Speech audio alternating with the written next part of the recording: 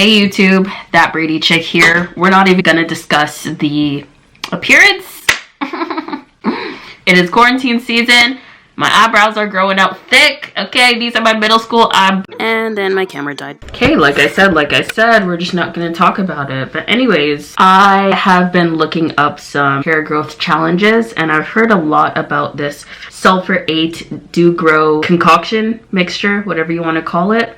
So I decided to go out today and get my little curbside pickup orders, and I got a Sulphur 8 medicated along with Doo Gro mega thick grease. So we're going back to our roots because I know you guys have applied grease in your hair back in the day just like I have. And of course grease was the devil for the longest time because of the ingredients in it and the fact that it's not really the easiest to wash out. But with extensive research and such, we've learned that it's actually not so bad, especially when you have a shampoo with sodium lauryl sulfate in it, such as this one. In fact, the second ingredient is SLS, which is sodium lauryl sulfate,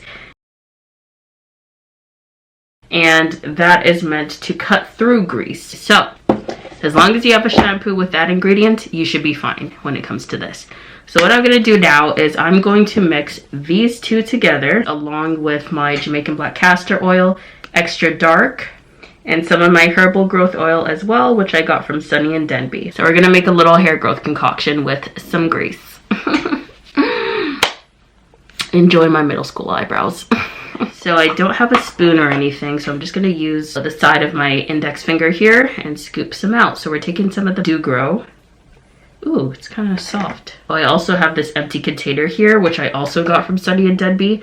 It used to be a container full of hair butter, but obviously it's done now, so yeah. We reuse containers over here because you just never know when you're gonna make a concoction of your own. So I'm gonna do about 2 scoops of that. Okay, so that's the Doo Gro. By the way, these greases were not cheap. Like this little Doo Gro here, $10. $10 for this 4-ounce container. And this, $14. So I spent $24 on hair grease. Take that in. That's crazy.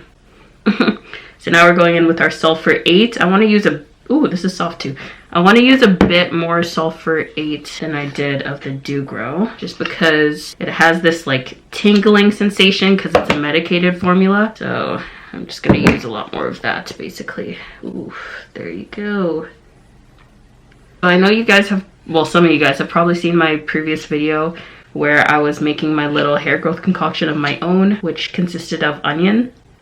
So the reason I used onion was because of the sulfur content that's within it. But honestly, I wouldn't really consider myself a lazy natural, but to make that concoction takes a lot of effort, in my opinion, even if it's just once a week. I think something like this is just a little bit easier for me and something that I can use more frequently, and also doesn't smell as bad because that onion, girl, I can only take so much of the smell and it's terrible. Not to mention very messy. So this is just something that's more doable. Smells a lot better than the onion concoction by far. Now we're gonna go in with some castor oil. I'm probably just gonna dump the whole thing in there because why not? Ooh, yeah, get all in there. Okay.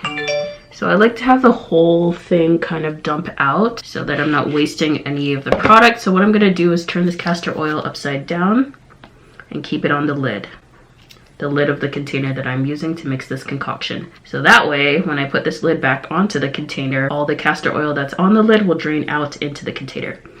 And that is how you save products 101. I'm just gonna leave it like that. And then I do have a few more bottles of castor oil. So I'm just gonna use maybe this much more of it, just because I want the concoction to be really rich in castor oil. Okay, this is how it's looking so far. I don't want to tilt it too much because they're not trying to waste our castor oil, but y'all get the point. And now we're gonna go in with some of our herbal growth oil. Okay, I'm gonna grab some peppermint oil from downstairs. I'm probably just gonna put like 5 to 8 drops, maybe just 5, because I don't like when it's too abundant in peppermint oil. So I'll be right back. All right, so I got some drops of peppermint oil in this now, and it smells minty. I don't know if you guys caught that part in that last video and I was like, minty. Oh my gosh, there's so much castor oil in here. I love it. Look at that. Okay, I'm not gonna put any more because we gonna save that or whatever. I kind of want to apply this mixture right now. So one thing I heard from YouTube videos was that you have to make sure that your hair underneath this concoction is moisturized. So with that being said, I'm going to spray my roots with some Stay Soft Fro in my little spray bottle here. So I'm just gonna spray my roots, get them all moisturized. Okay, just gonna rub that in a little bit. Next thing to do is I'm gonna take some of my As I Am Double Butter Cream. This is my leave-in conditioner and I've heard really good reviews about this as well. And I've used As I Am, as you guys know, pretty religiously. I just find that it provides me the best curl definition and leaves my hair feeling not only soft and smooth, but silky too. Like, I didn't even think that was possible for my hair. I'm gonna take a little bit and rub it over my twists themselves just to get some moisture in there, and especially the bottom. So I'm taking some of my twist defining cream as well, which is the cream that I literally consider my holy grail when it comes to my twist outs. Like, this cream leaves my hair popping like no other. My leave-in conditioners are now in. The length of my hair is moisturized, and we can proceed to our concoction here. So of course it's gonna turn a little green because remember we're mixing blue and yellow. Oof, I haven't used grease in so long. Like, this is super foreign to me. Don't want to put too much on the length of my hair just because I don't want wash day to be that much of a battle to get it out. You know, you want to put a sufficient amount so that it's actually doing something, you know what I mean? Okay, so now we're going to apply it to our roots.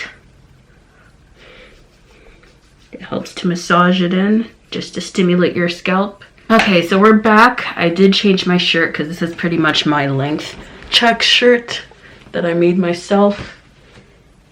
So what I'm gonna do now is measure my hair.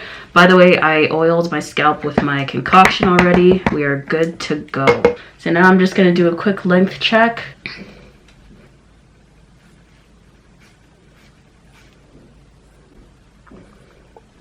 So I know it says September 19 there.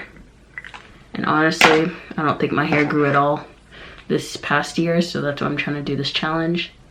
But I'm gonna write May 20 right there, just so I know that that's how long my hair was during May 20. Okay, I think I'm supposed to write backwards. Yep, cool. May 20, you get it. That's right now, and then let's check the back before this dies. So the back, if I stretch it, it reaches about 6.